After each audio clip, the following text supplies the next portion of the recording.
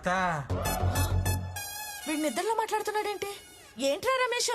ఇన్నాళ్ళ కళ్ళలోకి వచ్చావు అత్త. కళ్ళోకొచ్చానా? మరే కాఫీ టీ ఏమన్నా పుచ్చుకుంటావా అత్త? ఈడంటే ఏదో మర్యాదలు ఈడును కల్లో కొత్త ఇంటికి వచ్చినంత ఓవర్ యాక్షన్ చేస్తున్నాడు. ఒరే రమేష్, నీ కూతుర్ని నా మనవడికిచ్చి పెళ్లి చేయాలరా. నువ్వు అడిగితే నేను కాదనగలనా అత్త? కానీ అత్త, ఏంట్రా? ఆడచ్చం మావయ్యలకు బోకులా తయారాడు అత్త. ఏదో ఖానా నన్ను మధ్యలోకి లాగుతావేంట్రా? మావయ్య పక్కనే ఉన్నట్టున్నాడు, ఫీల్ అవుద్దని చెప్పత్త. బార్ ఆయన మాట వదిలేరా. ఒరే రమేష్, ప్లీజ్ రా, నీ కూతుర్ని నా మనవడికిచ్చి పెళ్లి చేయరా. నీకు తెలుసు కదా అత్త, చిన్నప్పటి నుంచి వాళ్ళిద్దరూ ఉప్పు నిప్పుని. ఇప్పుడు అది ఎక్కువైపోయి కొప్పు కొప్పు పట్టుకుని కొట్టుకునేదాకా వచ్చారు. దాని మనసు మారి అది ఒప్పుకుంటే నాకే అభ్యంతరం లేదు. అయినా టైం చూసుకొని దానికి ఖచ్చితంగా చెప్తానులే అత్త. పడుకుంటాను అత్త, పొద్దుటే పొలం వెళ్ళాలి. అలాగేరా. రమేష్, ఏంట్రా కలవరత్రా? సత్యమత్త కల్లోకి వచ్చింది. సత్యమ్మ కల్లోకి వచ్చిందా? ఏముంది? బంగారు రాజుకి నాగలక్ష్మికి పెళ్లి చేయమని. చాలే ఈ ఏదవ పేడ కళ్ళు నువ్వును. మంచిగా పడక. దాని మనసు మారితే పెళ్లి చేస్తానన్నాడుగా. నువ్వు వెంటనే భూమి మీదకి వెళ్ళి దాని మనసు మార్చి మనవడితో దాన్ని పెళ్లి చెయ్యి. ఇదేమి పాలకోళ్ళు నరసాపురం కాదే, ఎప్పుడు పడితే అప్పుడు వెళ్ళి రావడానికి. నువ్వు వెళ్ళకపోతే నేను చచ్చినంత ఒట్టు. చచ్చినట్ట ఎప్పుడో పోయిందిగా. ఎలా కోళం కన్నానే పుట్టికి. ఇంద్రుడు ఎప్పుడు పడితే అప్పుడు కనపడ్డు. పౌర్ణమి రోజు వస్తాడు. వచ్చినప్పుడు అడుగుదాంలే. దా పోపో దా.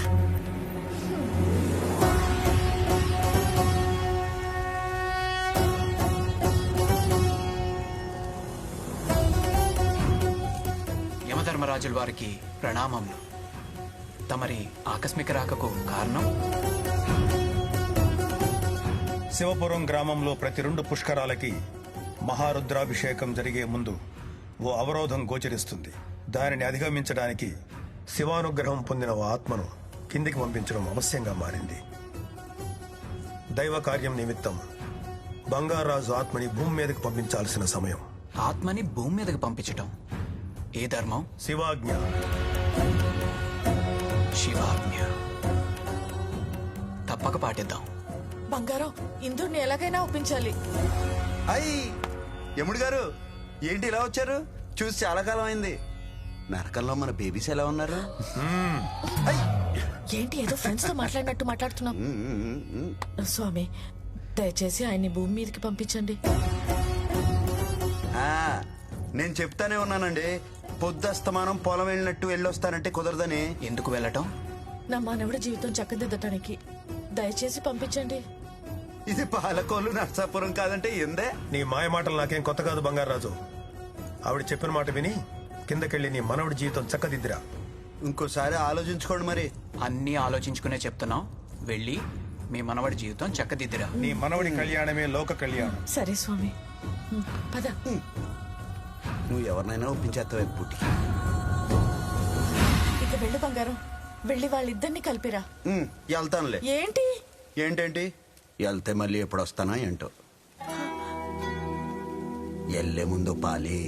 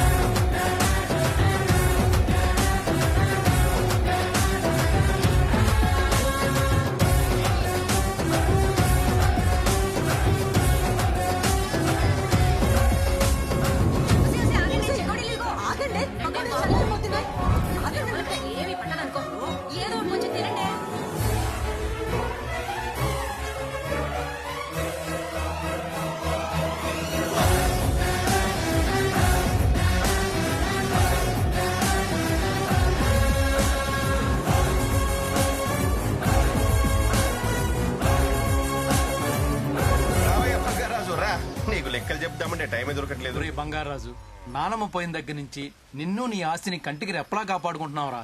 కష్టాలు మేం పడుతున్నాం, లెక్కలు నీకు చెప్తున్నాం. చెప్పడం చెప్పాలి, అది మా బాధ్యత. ఈ లెక్కలన్నీ నాకెందుకు బాబాయ్, మీరే చూసుకోండి. రే రే రే, అంత మాట అనుకున్నా. ప్రాణం పోయినా పర్లేదు కానీ లెక్కలో తేడా రాకూడదని మీ తాత చెప్పాడు.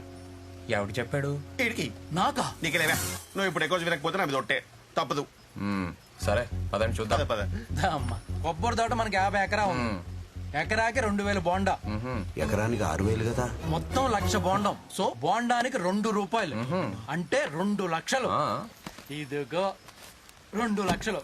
ఇందులో పురుగుల మందు కోసం 1,00,000. లక్ష అంటే పెద్ద పురుగులే.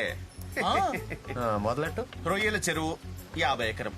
100 కౌంట్ కి చాలా ట్రై చేశాను గానీ అబ్బే కష్టం. అప్పటికే 12 కౌంట్ల వరకు వెయిట్ చేశాను. రేట్ పడిపోయి అయ్యో కేజీ 20 రూపాయలు. 20 రూపాయల? ఓ రకంగా మంచి రేటే. దొంగ పడవ. ఇదిగో ఇది మొత్తము, ఇది ఖర్చు. ఇకపోతే చెరుకు మనకు 100 ఎకరం ఉంది. ఆహా. చెరుకు ఆడి బెల్లం అమ్మితే కిలో 5 రూపాయలు. ఓ అయిదా? ఆ, లాస్ట్ ఇయర్ కంటే బాగా పెంచావు. పెరిగింది. మరి నువ్వు మొదలెట్టు. ఏం యాక్టింగ్ రా. పెద్ద తిరగాసుందిరా మీ ఇద్దరిలో. చేపలు 50 ఎకరం. బొచ్చలు 50 రూపాయలు. బొమ్మిడాయలు 20 రూపాయలు. 20 రూపాయల? ఒక్కోటి ఇంత ఉంది మరి. అమ్మో. మా వాడిని మాయ చేసేస్తున్నారుగా. మొత్తం కలిపితే 2 లక్షలు. ఇది ఖర్చు. తాతయ్య మామిడి పండు తినొచ్చా? హే పిచ్చా నీకేమైనా? ఏదైనా బంగారం పర్మిషన్ తర్వాత ఇటు ఇటు ఇటు ఇటు. కావాలంటే పోయి ఆకులు తిని పట్టుకోండి. పో తాతయ్య, నువ్వు ఎప్పుడు ఇంతే. సో ఈ సంవత్సరం లెక్క సరిపోయింది. సరే ఇదిగో 50,000 నీ ఖర్చులో ఉంచుకో. మిగతా అమౌంట్ ఫిక్స్డ్ డిపాజిట్ చేస్తా. సరే. ఈ పండ్లు మామిడి పండ్లు తింటావా? వద్దులే, నీకు వేడి చేస్తుంది, ఫ్రిడ్జ్ లో పెడతా. సరే కానీ అమ్మా, ఈ బరువు బాధ్యతలతోటి మన బరువు పెరిగిపోతుంది. ఎక్కడికి రా?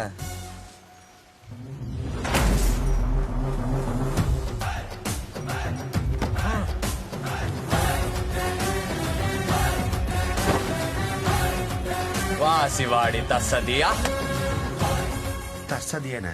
ఏడు రాత్రి దిగలేదే? దారా బ్రహ్మం. బ్రహ్మమా? ఏదో తేడా కొడుతుంది వెళ్ళు. ముందు నీ లెక్కలు తేలుద్దా. భాష మారిందేంటి? 50 ఎకరాలకి ఎన్ని బోండాలరా? 1,00,000. ఎదవ కథలు ఆడకే. ఎకరానికి 6,000 బోండాలు దిగుతాయి. 100 ఎకరాలకు 6 లక్షలు. బోండానికి 10 రూపాయలు. 60 లక్షలు. ఎక్కడికి పోయినీరా? అడుగుతున్నాడు కదా చెప్పు. చెరుకు 100 ఎకరం. ఎకరానికి 40 టన్నులు. టన్ను 10,000. 40 లక్షలు. అయ్యి ఎక్కడ పోయినీరా? పురుగుల మంది కొన్నాడు మంగరాజు. నువ్వు ఆగ్రానే నీ దగ్గరకు వస్తా. నీ చేపల చెరువు లెక్కలేంట్రా? అవి అదేం లేదే. బొచ్చు ముప్పావులా, బొమ్మడాయిల పావులా అనేదో కొత్త లెక్కలు చెప్తున్నావు. అంటే బొమ్మిడాయలు మరి ముళ్ళు తీసేస్తా నా కొడక. మరి మొత్తం దొబ్బేసి మామిడి పండుగ పర్మిషన్ అడుగుతావేంట్రా? అంటే ఏదో ఒకటి అడగరు కదా ఎథిక్స్ అని. రే ఇంకెప్పుడు ఏదో పనులు చేయకండి రా. డబ్బులు కావాలంటే అడిగి తీసుకోండి. లెక్కలు చెప్పైనా పర్లేదు కానీ మనుషుల్ని మోసం చేయొద్దురా. ఎలాండే? ఆహా ఆగండి. పండు కావాలా? నా బుల్లెట్ ఎక్కడ్రా? అక్కడ ఉంది.